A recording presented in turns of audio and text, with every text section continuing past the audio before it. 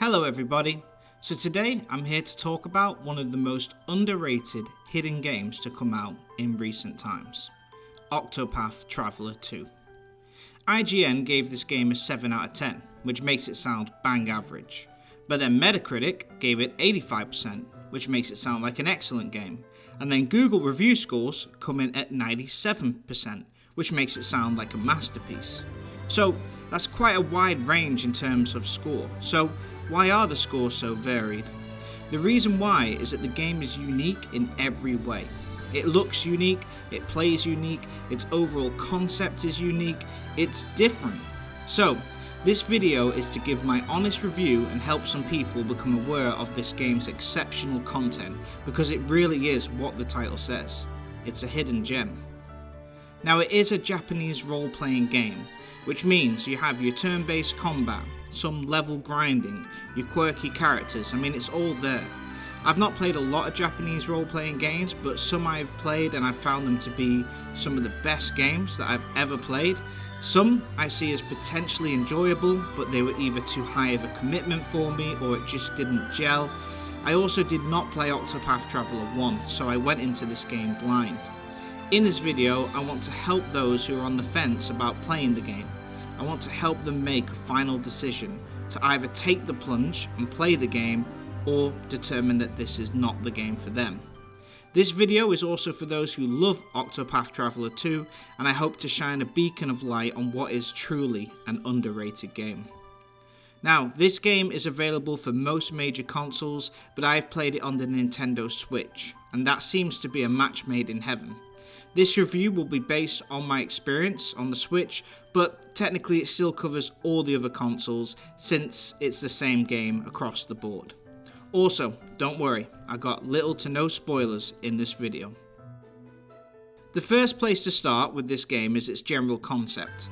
Like I said, it's unique. Most games you'll play as one protagonist, maybe have a few party members, but generally speaking you'll have a major main story that the whole plot is based on, and a character that you'll start with.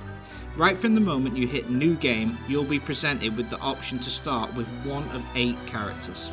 You can go with any character, any story, any path. Octopath. Sorry, that was corny. Anyway, this is not a linear game, and it contains a whole world for you to explore. There are 8 regions, each with their own unique landscapes and environments. In those regions, there are over 14 cities and towns which all look and feel different from one another. The world itself is absolutely gorgeous and it feels alive.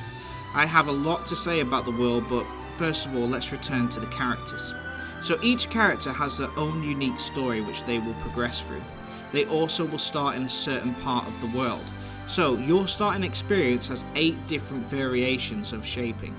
As soon as you choose your character, you are thrown into the first chapter of their story, which upon completing, you'll then gain access to the open world and you can begin exploration at your own pace. As you travel the world, you will eventually encounter the 7 other characters. In which order is totally up to you.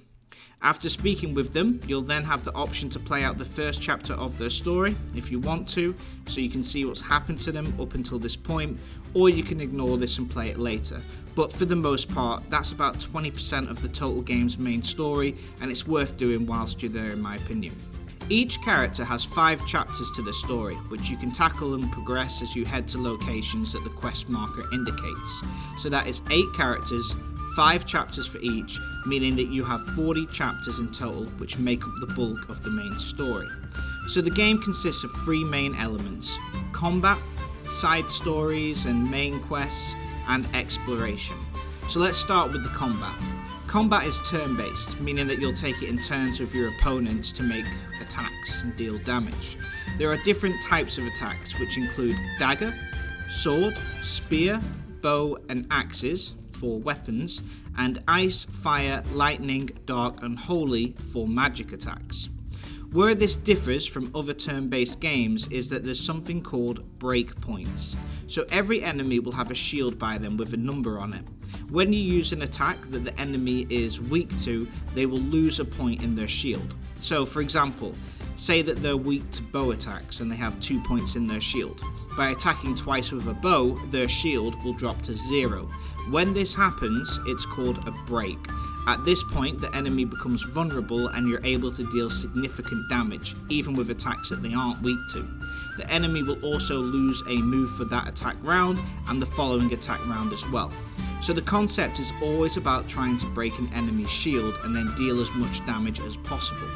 Each character of the 8 has different skills, powers, can or cannot equip certain weapons, and some battles will be easier with certain characters, but then could be a lot harder with those same characters.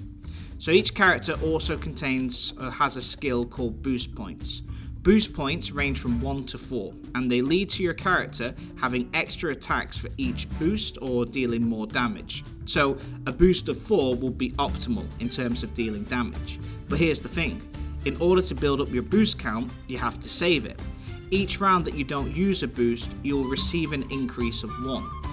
So if we start off with a boost of 2 and we don't use it for 2 rounds, we'll then have the maximum boost of 4.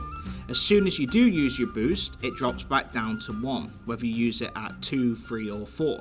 So combat is extremely addictive and strategic because it forces you to think 2 moves ahead at all times. When do you break their shield? When do you use your boost points? Which moves do you use to break the shield? It's constantly keeping you engaged. Also, the enemy's weaknesses are not displayed when you first encounter them, so you have to trial and error in order to figure out what they are weak against. After you identify the enemy weakness, the game will then show it for the next time, but it's not displayed the first time you meet a different enemy. Finally, each character has a latent power, which charges up over time and when they receive damage. Once it's charged, you can use it, and it's sort of like their superpower, and each character has their own unique attack. So if you can get a boost of 4 with the latent power, boom, you're doing maximum damage output. The whole combat system is a lot easier than I think I'm making it sound, but it's really clever and it's different to any other game that I have played. Some turn-based games, you can just let your mind wander, you just keep using the same moves until the enemy is dead. This is one of the more intuitive combat systems that I've seen, and it really keeps things interesting. The whole time I was playing the game, I was tweaking, I was learning, improving and amending, sort of like how a chess master learns every move on the board. I really enjoyed the combat, and the boss battles are absolutely epic. Now, let's segue back over to the story. As I said, each character has their own unique plot line that takes them across the world. Each story has 5 chapters and generally follows the same gameplay pattern. You'll engage in dialogue, all exceptionally voice acted by the way, and then each chapter will usually always conclude with a dungeon and then a boss battle at the end of that dungeon. The stories really range in terms of concept, but they are all very well written, for the most part. They are engaging, they are deep, they involve twists, shocks at every corner, and some leave you guessing right up until the end. The stories range in tone as well. For example, Oswald's story is based on him chasing a close friend who betrayed him, murdered his family, framed him, and then sent him to prison for years. This is a story of revenge. It's dark and it is serious. And then you have Agatha's story, which is based on her becoming the very best dancer in the world and spreading cheer to everyone that she meets. That is a ridiculous contrast. I mean, you cannot complain about a lack of variety in the range of storytelling, but it definitely makes a weird travelling group towards the end. Each chapter will have a recommended level, and the game basically pushes you to do every character's first chapter, followed by every character's second chapter, and so on. This isn't a requirement, but that's the way the game sets it up, in terms of its level recommendations. So whilst on your pursuit for revenge with Oswald, you then decide to take a stop and help Agatha win the local pub dance competition. It's silly in that regards, but if you can get over that, all the stories are exceptional. Every character's story is so good, so deep. A few of the stories suffered in the final chapter and sort of just stopped making sense, almost as if they added a 5th chapter for no reason, but on the whole, the stories are very enjoyable. After I finished the final chapter of a character's story, I would then declare that that one was the best, until I finished the next, which would promptly take its place. One actually made me cry a little bit. The game is based in the fictional world of Celestia. Throughout this world there are all types of terrains, from deserts, snow mountains, vast jungles and idyllic forests. The game's graphics design is a HD 2D pixel art, which is a throwback to older classics, but don't get it wrong, the graphics are absolutely stunning. The beauty of the art design is everywhere in every town and landscape. There are many towns and cities that you can visit, and each has its own characteristics that make it unique. In these towns, you can shop for goods, sleep at inns to restore your health and magic points, and you can visit a tavern to swap out characters. There are hundreds of NPCs who you can talk to, who provide valuable information about the world and gossip. There are also over 60 side stories scattered throughout the world, identifiable through an orange speech bubble above someone's head. Some of these side stories are basic fetch quests, and then some extend for over an hour, including their own dungeon and boss. The world works on a day and night cycle, which can be triggered anytime by yourself at the press of a button. If you're in a town, you'll see a different atmosphere and different characters out at night compared to that in the day. It makes the cities feel alive. Between these towns and cities, you'll travel across all different landscapes. Each area has a recommended level, indicating how tough the enemies are. Whilst walking around the areas outside the towns or dungeons, enemies will just randomly appear, and that's when you begin a battle. Harder enemies will appear at night, which is very useful since you can change the time of day at any point, so you can either make it easier by switching to the day, or if you need to get some extra XP quicker, you can switch it to night, fighting harder enemies, which gives you additional XP to grind up levels faster. Each character also has their own path actions, a unique interaction move with NPCs, one for the daytime and one for night. For example, Oswald can scrutinize people in the daytime to learn more about them, or he can mug them at night. Frone can steal in the day, or she can knock people out at night. The different skills, path actions and storylines means every member holds value at different times, and you'll constantly be switching your party members out. Outside of the towns, the world is so beautiful. I've played a fair few pixelated art games and none have ever looked this good. Every few moments I would just stop to admire the scenery or just to take a screenshot. It's gorgeous in both handheld and whilst docked on the Switch. It's easily one of the best looking Switch games that I've played.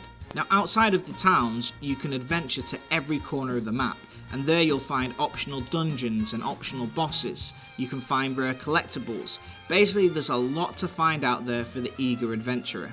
You just have to go out and find it. You'll also find guilds which allow your characters to have subclasses. For example, a mage's guild, which allows you to switch your samurai to having mage powers as well. These guilds have their own side quests, which completing leads to you having access to more options and subclasses. So not only does the world look beautiful, but it also sounds beautiful as well. I'm playing some of the soundtracks here in the background, and as you can probably hear, it's some of the best music that I've heard in the video game. Each town will have its own music, which paints the atmosphere of that town. So for example, the city of New Delster has an upbeat, busy sounding track during the day, whilst you're walking about with all the hustle and bustle of the packed streets. At night, it will play a slower, more calming tone version, whilst the city will be more empty with the town winding down for the night. The city's tired and it's recovering, and so is the soundtrack. Rather than the thumping trumpets in the daytime, we have a melancholy xylophone which whispers the same track in an attempt not to wake up the sleeping residents. Cropdale has a peaceful, unopposing instrumental which reflects the calm quietness of the country town's appearance. Besides the town soundtracks, even the music out in the world is unique. A desert sounds like a desert. Jungle environments sound like they should, and the snowy areas have a quiet piano crescendo playing slight notes to match the quietness of the frosted landscapes. When it comes to the combat music, each battle has its own soundtrack to represent the danger of the battle. Every character also has their own theme music, with Particio's jazzy track particularly enjoyable and uplifting, which matches his story's moral of optimism in the face of challenges. Boss battles are intense and the composition goes in tangent, making you feel like this really is the most epic battle that you've ever encountered.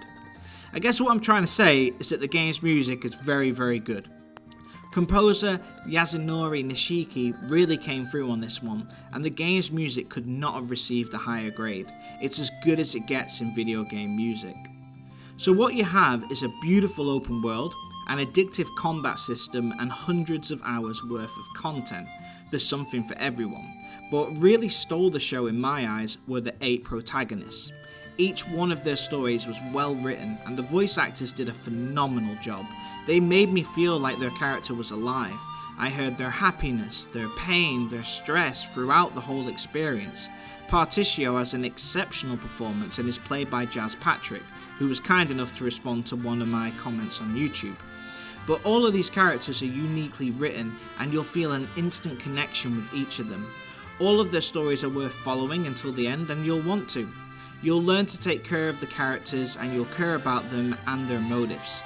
It's not easy to get a good main story, let alone 8, and that is what you're getting here. The characters are what the game is named after, and they and their stories live up to the name. So back to my point when I started this video. What you have is a giant open world with stunning graphics and some of the best music to accompany it. A world full of characters, stories and hidden treasures to discover. A combat system which is engaging and addictive and rewards smart decisions and patience. In summary, I'm saying this game is great. I wanted to make this video for those who would consider possibly getting the game, but maybe they're worried because they don't usually try these type of games. Well, I can tell you now, if you were ever going to give a turn-based Japanese role-playing game a chance, this would be the one to go for. Especially having it on the Switch console, it's such a great game to pick up and play at any time. Have you got 5 minutes to kill? Go do some level grinding, which will pay off later. Got a long flight ahead? Get sucked into the world until you land. Or even want to play it on the big screen? This game shines both docked and handheld.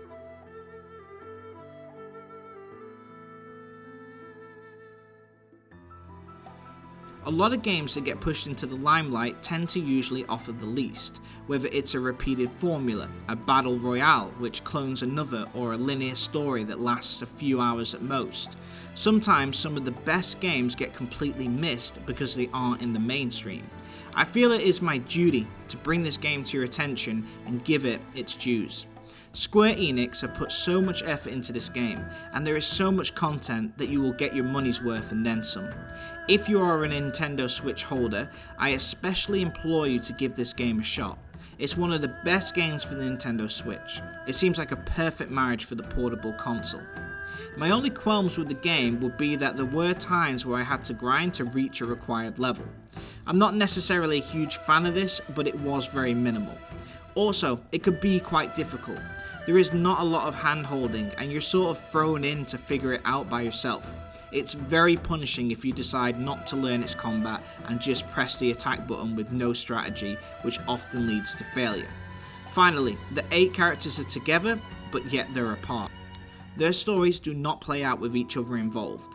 Each chapter features the main character of that story in cutscenes, and the others, who were just with them, just temporarily vanish. Once combat appears in that same chapter, your fellow comrades will reappear, which can break immersion. It just seems like there is very little communication, and they are more strangers than friends.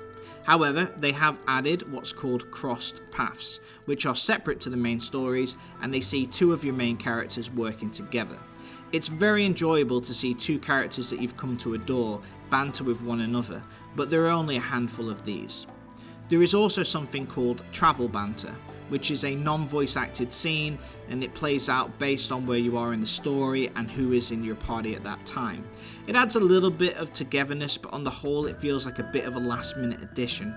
You could be in the middle of an epic battlefield with time of the essence, and then your fellow companion will want to discuss your main character's favourite flower or something, so it does feel more of an afterthought, than something that maybe was designed after the game was already completed. But in the first Octopath, these 2 features didn't exist, so we can definitely see that they're listening, and hopefully in Octopath Traveler 3 we can see them build on this. But besides that, you're looking at a masterpiece of a game. In the HD, pixelated art, turn-based arena, I would argue that this is the most accomplished game of that genre. If you own a Switch, or even if you're considering giving a JRPG a try, I would highly encourage that you give this game a shot. It is a piece of art, it's massive in scope and very deep in content. You cannot go wrong with this one, and I believe this game to be one of the best available on the Nintendo Switch. It's also one of the best JRPGs of all time as well. So don't be discouraged by how unique it is, mix up your video game diet and try something new. Anyway, that's it for this one. What do you think? Will you give Octopath Traveler 2 a try? Are there any other hidden gems that you would recommend? Also, for those of you that have already played the game, let me know your thoughts. Did you have the same experience as me, or am I miles off with this one? Let me know your thoughts. If you enjoyed the video, please leave a like, and if you haven't yet, please consider subscribing. I'm Av Gaming and I do video game analysis and reviews, highlighting what makes great games great and what could make good games great as well. Thank you for watching. Av out.